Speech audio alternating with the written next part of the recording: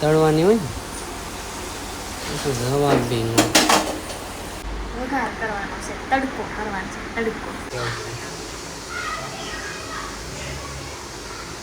મસ્તનું બન્યું.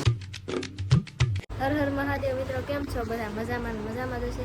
તો આજના મારા નવા બ્લોગમાં તમારું હાર્દિક અને હાર્દિક સ્વાગત છે. ને મારા બાબુ, મારા બચ્ચા. તો અત્યારે જો ગુરુ શાન ભાગરી ન ખાવ તો દહીં ને શાક ને એવું ખાવ. અત્યારે ગુરુ જો નાસ્તો કરવા બેસી ગયા છે ને, શું કાંઈ ખબર? દહીં ને એવું ખાય, એને છે ને શા ન ભાવે. કેમ ન ભાવે? શા ન ખવાય, સુગર આવે. એવું છે? અમને સુગર વગર કાંઈ ન મળે. હું તો શાને જ ખાઉં, શા વગર મજા ન આવે. તો એમ થાય કે ખાધું જ નથી. છાશ ખાતો તો પછી મેગી ન ખવાય. તો પેલા તો માવાય ખાતા સગળતા, ખબર છે ને, પિચકારીઓ કરતા. બધું કાંઈ ન કહેવાનું હોય. બધું કહેવાનું જ હોય. કાંઈ વાંધો નહીં, પછી તારો વાળો. હું થોડી કાંઈ ખાઉં. બચારો ઉઠી ગયો ને બાજુમાં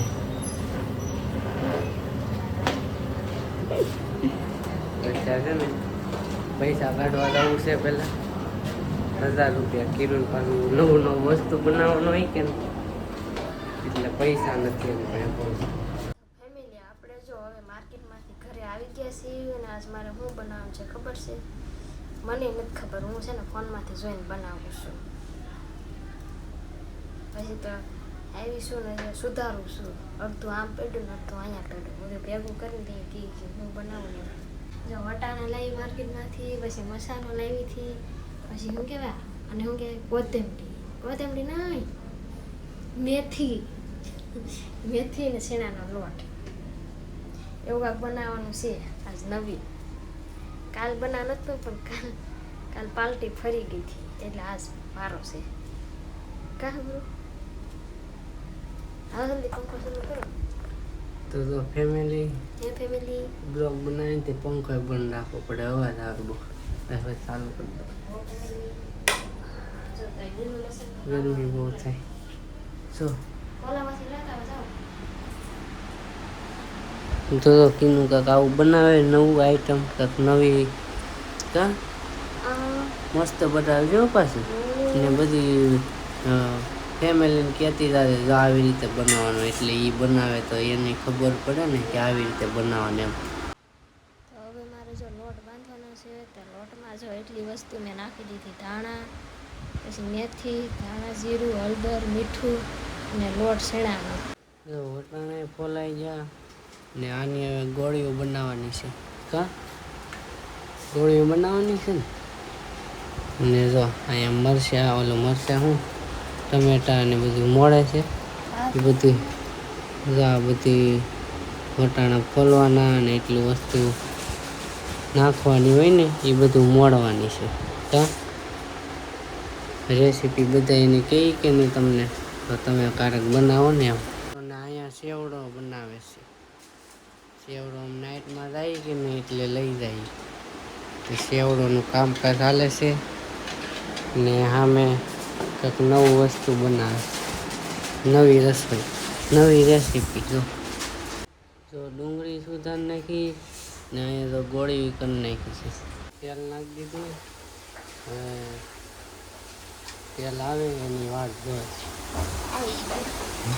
પેલા છે ને ગોળીઓ છે ને પછી તળવાની છે. કાં તળવાની હોય ને તો જવાબ બી ન. ગોળી તળાઈ ગઈ ને વટાણા તળે. વટાણા હોતે તળવાના હે ને જો ધગી હોતે ગયા. આમ કીધું ધગી ગઈ, જો તેલ ઉડી ગયું. એમાં પાછો વાક મારો આવ્યો. તેલ વાળો હાથ નથી મારો.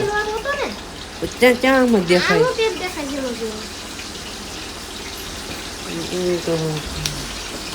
માણસ કેવી છે ને. આ બે તળાઈ ગયું છે ને હવે શું બાબુ હરકું વઘાર કરવાનો છે, તડકો કરવાનો છે, તડકો. આને તડકો કરવાનો છે. તડકો તો છે ભાઈ, તો સાંયો સાયો ન થાય. વઘાર કરવાનો છે એવો મારે. રાય નાખી દીધી પેલા, પછી આદુ લસણની પેસ્ટ નાખી દીધી, પછી ડુંગળી નાખી દીધી, પછી નાખી દીધા ટમેટા. હવે મારે એને છે ને સરખું મજાનું છે ને સરસ મજાનું ગળવા દેવાનું છે. એ ગળી જાય પછી આ બે નાખવાનું છે, વટાણા ને આ ગોઠિયું તેરીને એ બધું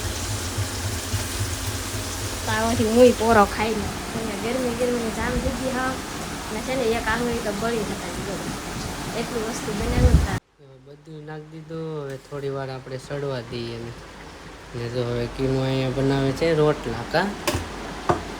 રોટલા બની જાય, શાક બની જાય, પછી હું તમને કહું કેવું બન્યું.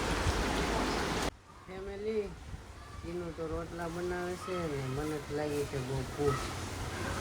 અત્યારે કેળા તો હામાં પેડા પણ ખવાય એમ નથી, નકર કેળા ને એવું ખાય ને તો શાક ને રોટલા નહીં ખવાય. તો શાક ને રોટલા નહીં ખાય તો ઓફિસે પાછી ભૂખ લાગે કામ, એટલે હાલો આગળ ખાવાનું બની જાય પછી મસ્ત મજાનું ખાઈ લઈએ. 6:30 વાગ્યા, અમે 7 વાગે ખાઈ લઈએ. 7 વાગે ને ત્યાં ખાઈ લઈએ. નાઇટમાં જવાનું હોય કે નહીં એટલે 7 વાગે ત્યાં ખાઈ લેવાનું, પછી થોડી વાર બેસવાનું, પછી ઉપરવાનું કામે. મિત્રો જમવા બેસી ગયા, વટાણા અને ગોળીનું શાક. ચાલો હું તમને ટેસ્ટ કરીને કહું કેવું લાગ્યું, કેવું બન્યું છે. ટેસ્ટ કરીને બતાવું કેવું છે. મસ્તનું બન્યું ગાય, ફેમિલી મસ્તનું બન્યું. એકવાર ટ્રાય કરજો તમે બનાવવાનું, મસ્તનું છે. મિત્રો મસ્ત શાક બનાવ્યું છે, જો બધું ખાઈ ગયો. ઉમેશ તો વટાણા કાઢને ખાધો, એને વટાણા ન ભાવે એટલે વટાણા ન ભાવે એટલે એમ જ કાંઈ ન મજા આવે. કીનું મકાઈ ને હતે બનાવી છે, મકાઈ ખાઈ લી. પેટ તો ભરાઈ ગયું પણ મકાઈ મજા આવે ખાવાની. પછી જમી લીધું ને હવે આપણે જવાનું ઓફિસે. પણ જો 7 વાગ્યા ને, 7 નહીં 7:30 વાગવા આવ્યા છે તો હજી અંધારું નથી થયું. આમ જો વાદળા બહુ છે, વરસાદ આવશે ટૂંક સમયમાં. કેમ લાગે તમને કોમેન્ટ કરી દેજો. ને આ રૂમ છે ને અમારે ખેરો રૂમ છે, મસ્ત મજા આવશે. રૂમ તો સારી જ છે, એમાં રૂમમાં કાંઈ વાંધો નથી, પણ રહેવાની મજા નથી આવતી.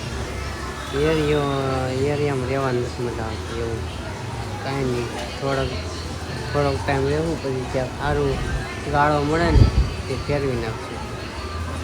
કંઈ નહીં, હાલો તો શાક કેવું બનાવ્યું હતું તમે કોમેન્ટ કરી દેજો.